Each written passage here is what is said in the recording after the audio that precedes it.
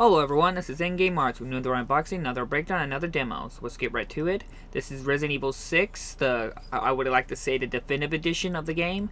It doesn't really add too much new to the game other than most of all the DLC and all the newest patches to be released. It does come with all the patches to the terms of it has Ada's campaign already unlocked. It has the No Hope difficulty. It has also the Ada's campaign. It has co-op. While in the past it did not. It was only a one-player mission. Well, now you can play 2 players on it, split screen and online. Resident Evil 6 is a kind of a hit or miss game for a lot of people. It's not like it's not a bad game. I want to make this very clear that a lot of people try to call it a really bad game, and it's not a bad game. It's generally a good around game that's fun to play, and it's a decent, great co-op playing game too if you want to play with a friend or family member.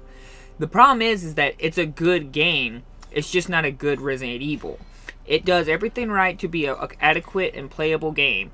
It does everything where you can make custom name tags for your characters. It has lots of abilities you can unlock, lots of great guns, interesting characters, an interesting story with 4 campaigns that entwine with each other to make an interesting, diverse experience for every time you play it. I don't even know personally any game that has 4 campaigns that intertwine with each other. That's pretty incredible if you think about it.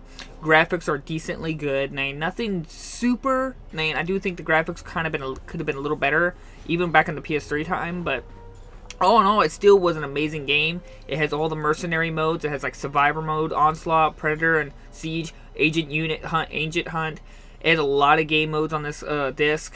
So it's not only that you cannot have like 4 campaigns that has like several play styles, because not only can you do Chris's, Leon's, Ada's, and Jake's campaign, you can actually play as the other character, their partner character, which will introduce different branching areas where they went one direction you didn't go because you were playing the other character. So always bear that in mind. So instead of just having 4 campaigns, you have actually 8 campaigns because you can play a different character and have a different experience.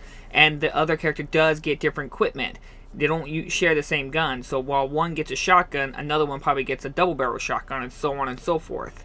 So it does bring a pretty beefy variety of gameplay, especially online or offline if you want to play split screen with a friend. So this Resident Evil 6 relies heavily with playing with friends or family. It's where you can get the best experience. But if you're looking for a survival horror game, it is the weakest in the franchise, in my personal opinion. I don't want to make this clear that it's not a bad game. It's just a bad Resident Evil. It's got a great experience. It's something that I think everyone should be able to pick this up now on the PlayStation 4 or Xbox One or whatever your preferred console at the time is.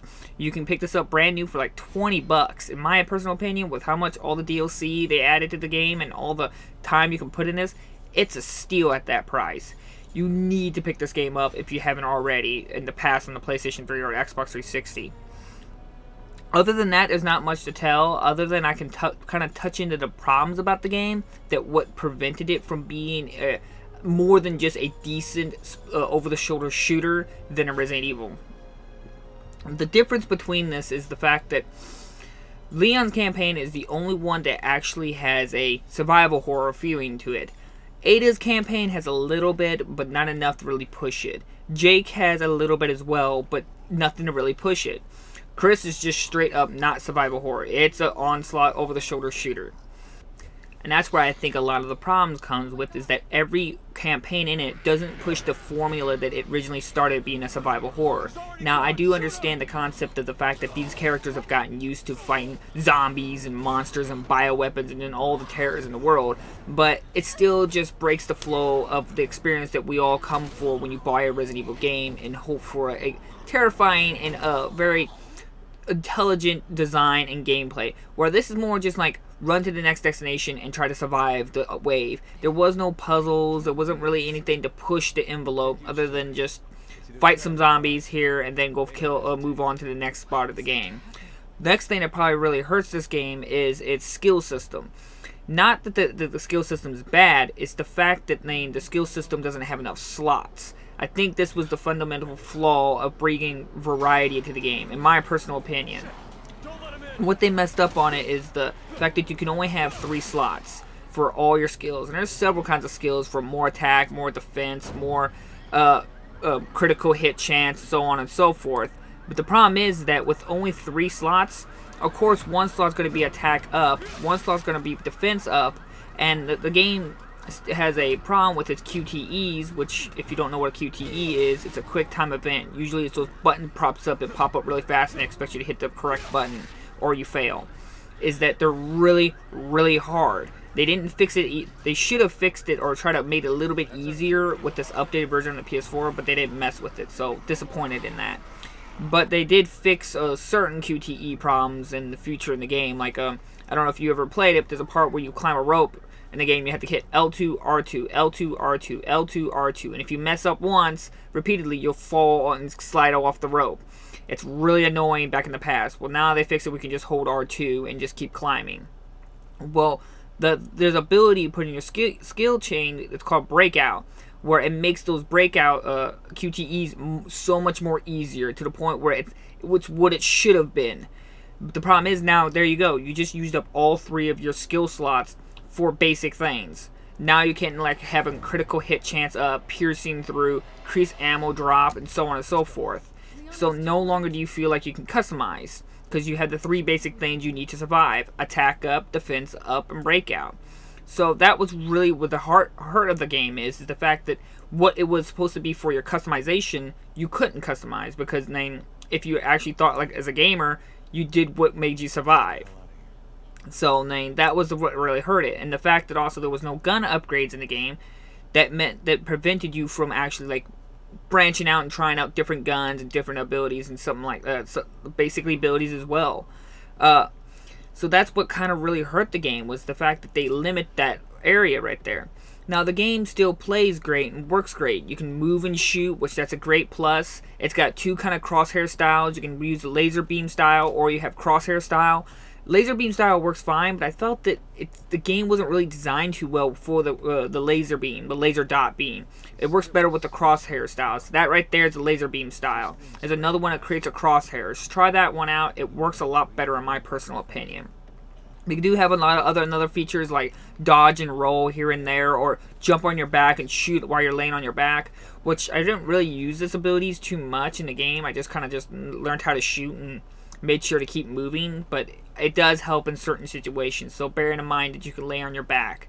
And navigating the menu and your inventory is a good and bad thing. It works good, but sometimes it can be kind of clunky. Like when you're in a hurry and trying to hurry up and equip a grenade, and you gotta hit down to hit on your D-pad to find your grenades through your list as action's going on. It can become kind of cumbersome to hurry up and find the equipment you need when this game's really action-packed. So it's the fact that this game was still trying to keep its original formula of being a survival horror, but also trying to be an action platform. It didn't mix well. It didn't blend into the right formula for itself. So both sides of it hurt itself, because the game wasn't designed to be an action fighting game, but they wanted to be a more action game, so they got rid of all the survival horror. So now you just got a very basic style survival horror game. It's not even really survival horror, because you end up getting so much equipment in the game, it becomes ridiculous. And that's also another flaw in the inventory, is that the game is so action packed and you have so many guns in the game that you find yourself cumbersomely trying to work with your item list, because you only have like 9 or 8 item slots you can equip. And when you have like 5 guns and you want to have ammo for each gun, and then you have to drop ammo or drop a health pack, and the fact that the items do not stay, once you drop it, it's completely gone. You can never re-pick it back up. That was just ludicrous in my opinion. You couldn't like drop a box of ammo and then pick up your health herb and heal yourself, then pick the ammo back up. Once you drop it, it's gone forever. This was a huge mistake in my book. As I've said, Resident Evil 6 is not a bad game. It's just not a great Resident Evil. It's a good game to play with your friends and family, and it's a great game to pick up for $20. It's well worth it in my opinion. So this was a quick breakdown of the game. I hope you enjoyed it. I will leave descriptions at the below if you're interested in buying a copy.